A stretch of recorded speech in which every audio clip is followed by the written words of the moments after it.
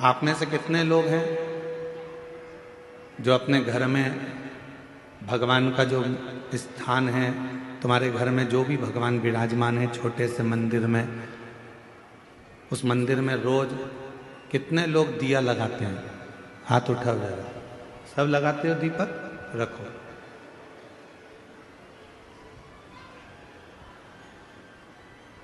दीपक लगाने का मतलब क्या है? क्यों हम भगवान के मंदिर में दीप प्रज्वलित करते हैं? क्यों हम भगवान के मंदिर में दीप लगाते हैं? उसका कारण केवल एक होता है कि तेरी ज्योति और मुझ में जो तूने ज्योति दी है, वो दोनों ज्योति का मिलन तेरे सम्मुख में हो जाए। जब मैं ये ज्योति प्रकट करूं तो हे मेरे भोलेनाथ, हे मेरी माँ जगत जननी दुर्गा भवानी, हे मेरे कृष्ण कन्हैया, हे मेरे राम, हे मेरे बुढ़ादेव, ऐसी कृपा करना कि तुम्हारे भीतर की जो ज्योति है इस मेरी आत्म ज्योति का कल्याण करे और मुझे संसार से आनंद कराकर मुक्त करे। दीप लगाना, दीप प्रकट करना, ज्योति जलाना, ज्योत जलाना या दिया लगाना, ये हमको एक अलग से ऊर्जा देता है। ऊर्जा देता है। एक बार हमने कथा में कहा था, आप लोगों को याद है कि नहीं वो पता नहीं, और मुझे विश्वास है कि कुछ लोगों को तो याद होगा। एक बार हमने कथा में कहा था कि तुम्हारे घर में जो पुराना दीपक होता है वो बहुत काम का होता है। जो पुराना दीप होता है, 50 तरह के दिए मत बदलो। तुम्हारे घर में जो दीपक है, 2 दिए, 4 दिए, 6 दिए ऐसे रख लो जिन दिए में आप बत्ती लगाते रहें।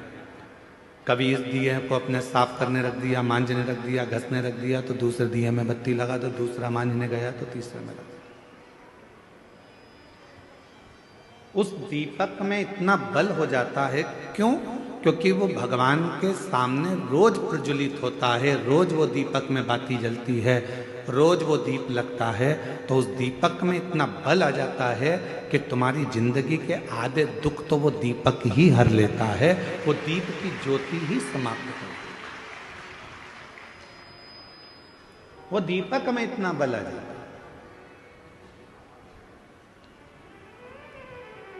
हमने कई बार अपनी कथाओं में भी कहा, कोई दीपक अगर भगवान को आप रोज लगा रहे हो, रोज लगा रहे हो, रोज लगा रहे हो, तुम्हारे घर में कोई बहुत बीमार भी व्यक्ति है और दीपक आप उसको मांझने में लेकर जा रहे हो, तो उसको एक अच्छे पानी में थोड़ा सा डाल दो, उसका पानी अलग रख लो, फिर भले आप दीपक को मांझो, मना नहीं है, साफ करो, मना नहीं है।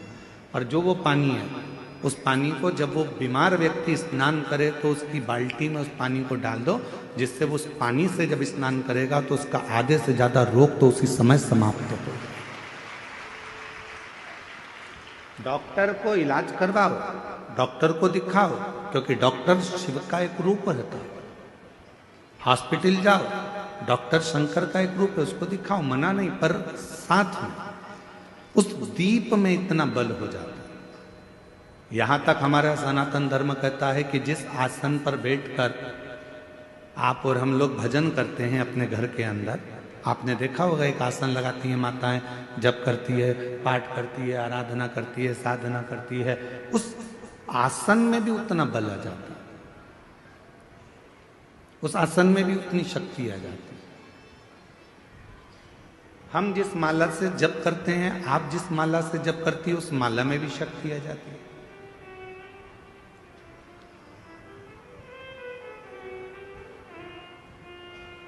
गले में जो आप एक कंठी माला पहनकर रखते हो रुद्राक्ष की, अपने गले के अंदर हमेशा, जैसे हम लोग भी अपने गले के अंदर एक हमेशा एक कंठी अंदर धारण कर कर रखते हैं, हमेशा, रात दिन सुबह शाम हर पल वो रुद्राक्ष हमारे साथ में रहता है।